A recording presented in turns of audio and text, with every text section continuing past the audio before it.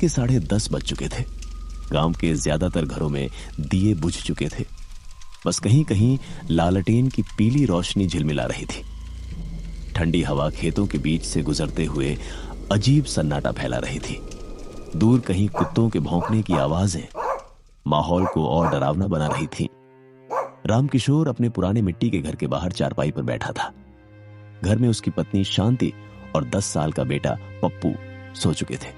वह बीड़ी पीते हुए आसमान की ओर देख रहा था। काले बादलों के बीच कभी कभी बिजली चमक उठती और कुछ पल के लिए सब कुछ रोशन हो जाता। उसी वक्त उसने देखा, गली के मोड़ से एक आदमी उसकी ओर आता दिखा। लंबा दुबला पतला, सिर पर अजीब सी टोपी और हाथ पर थैला लटकाए हुए। उसके कदम धीमे मगर भारी थे। रामकिशोर ने आंखें मिचमिचाई। इतनी रात में कौन आ रहा है? जब वो आदमी पास पहुंचा तो बोला, भाई साहब, रात हो गई है, कहीं ठहरने की जगह मिल जाएगी क्या? रामकिशोर ने हाथ सेकते हुए कहा, अरे यहाँ तो सब सो चुके हैं। सराय तो गांव से 2 कोस दूर है, पर चाहो तो आज की रात यहीं ठहर जाओ। अजनबी ने हल्की मुस्कान दी। धन्यवाद, बस एक रात की बात है। रामकिशोर ने उसे भीतर बुला लिया। मिट्टी के आंगन में लालटेन टिमटिमा रही थी। शांति जाग गई और बोली, कौन है जी इतनी रात को? कोई मुसाफिर है, रात यहीं रुक जाएगा। शांति ने अनमने ढंग से सिर हिलाया।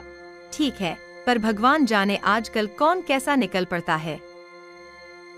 अजनबी चुपचाप बैठ गया। उसके चेहरे पर एक अजीब शांति थी, लेकिन उसकी आंखें बहुत गहरी और ठंडी लग रही थीं, जैसे उनमें कोई राज छुपा हो। रामकिशोर ने पूछा, कहाँ जा रहे हो भाई? बस कहीं दूर रास्ते चलते जा रहा हूं, कोई मंजिल नहीं। अरे वाह, बिना मंजिल के मुसाफिर, फिर तो भगवान ही साथी है तुम्हारा। अजनबी ने बिना कुछ कहे बस इतना कहा। वही तो है, हर जगह। रात गहराती चली गई। तीनों ने मिलकर खाना खाया। अजनबी ने बहुत कम खाया, बस 2 रोटियां और थोड़ा दाल। फिर बोला, अगर बुरा न मानो तो मैं बाहर बरामदे में ही सो जाऊं। जैसी तुम्हारी मर्जी। थोड़ी देर में सब सो गए, लेकिन रात के तीसरे पहर पप्पू की आंख खुली। उसे लगा कोई उसके सिर पर हाथ फेर रहा है। वो चौंक कर उठ बैठा। कमरे में मंद रोशनी थी, कोई नहीं था। उसने माँ बाप को देखा, दोनों सो रहे थे। उसने बाहर झांक कर देखा, अजनबी चारपाई पर लेटा था, पर उसकी आंखें खुली थीं। वो सीधा छत की ओर देख रहा था, बिल्कुल बिना पलक झपकाए। पप्पू डर गया। उसने सिर चादर में छुपा लिया। सुबह जब सब उठे तो अजनबी कहीं नहीं था। बस उसकी चारपाई पर मिट्टी के कुछ अजीब निशान थे, जैसे किसी ने गीली मिट्टी में पैर रखे हों। शांति बोली, देखा न मैंने, कहती थी रात में कौन सा आदमी घूमता है। अरे शायद सुबह सुबह निकल गया होगा। लेकिन उसी शाम जब रामकिशोर खेत पर गया तो चौकीदार ने कहा, कल रात तालाब के पास किसी अजनबी की लाश मिली है। पुलिस आई थी सुबह, कोई पहचान नहीं मिली। कैसी लाश? कहते हैं चेहरा बुरी तरह सड़ चुका था, कपड़े फटे हुए थे, जैसे कई दिन से मरा हो। रामकिशोर के हाथ से खुरपी गिर गई।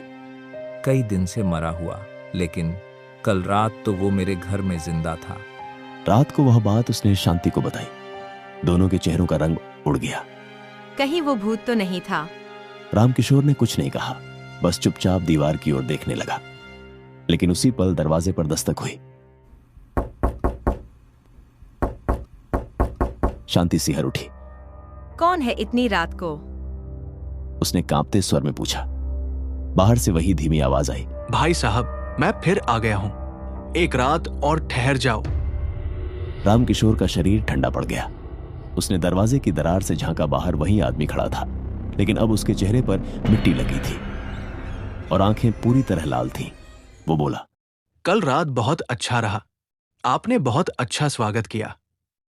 रामकिशोर का दिल जोर जोर से धड़कने लगा। भगवान का नाम लो, दरवाजा मत खोलो। पर तभी दरवाजा अपने आप खुल गया। अंदर कोई हवा नहीं चली थी, फिर भी कुंडी हिली और फटाक से खुल गई। अजनबी धीरे धीरे अंदर आया। उसके पैरों से गीली मिट्टी टपक रही थी। जैसे वो दलदल से होकर आया हो। मुझे फिर वही जगह चाहिए, उसने कहा और बरामदे की ओर बढ़ गया। रामकिशोर बोल भी नहीं पाया, बस स्तब्ध खड़ा देखता रहा। अजनबी चारपाई पर लेट गया और आंखें बंद कर ली।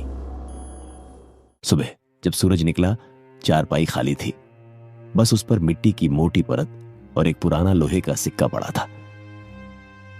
रामकिशोर ने उसे उठाया तो सिक्का इतना ठंडा था कि उंगलियां सुन्न पड़ गईं। पीछे से पप्पू बोला, बाबा वो अंकल फिर आएंगे क्या? पता नहीं बेटा, अगर आए तो दरवाजा मत खोलना। रात को गांव के मंदिर में घंटियां बजने लगी। पुजारी चिल्ला रहा था, तालाब के पास मत जाओ, वहां किसी की आत्मा भटक रही है। लेकिन उसी वक्त तालाब के किनारे एक परछाई धीरे धीरे उभरी। वही लंबा दुबला आदमी, उसके हाथ में वही लोहे का सिक्का था और होठों पर एक रहस्यमयी मुस्कान। उसने आसमान की ओर देखा और बोला, ठिकाना मिल गया। अब हर रात किसी नए घर में। सुबह के सूरज ने गांव के ऊपर सुनहरी रोशनी फैला दी थी, लेकिन रामकिशोर के घर के आसपास एक अजीब सी ठंडक बनी हुई थी। हवा चलती तो जैसे कानों में फुसफुसाहट सुनाई देती। मुझे फिर वही जगह चाहिए। शांति चूल्हे पर रोटियां सेक रही थी, पर उसके हाथ कांप रहे थे। पप्पू खिड़की से बाहर झांक रहा था और हर परछाई को देखकर सहम जाता। रात की वह घटना, दरवाजा अपने आप खुल जाना, अजनबी का फिर लौट आना, सब कुछ जैसे किसी बुरे सपने की तरह दिमाग में घूम रहा था। रामकिशोर खेत पर जाने की तैयारी कर रहा था, पर उसके पांव बार बार ठिठक जाते।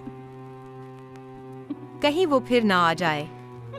अब दिन निकल आया है। रामकिशोर ने खुद को दिलासा दिया, दिन में भूत नहीं आते। लेकिन उसे खुद अपने शब्दों पर भरोसा नहीं था। गांव में उस दिन अजीब माहौल था। तालाब के किनारे जहां उस अजनबी की लाश मिली थी, वहां अब लोगों की भीड़ लगी थी।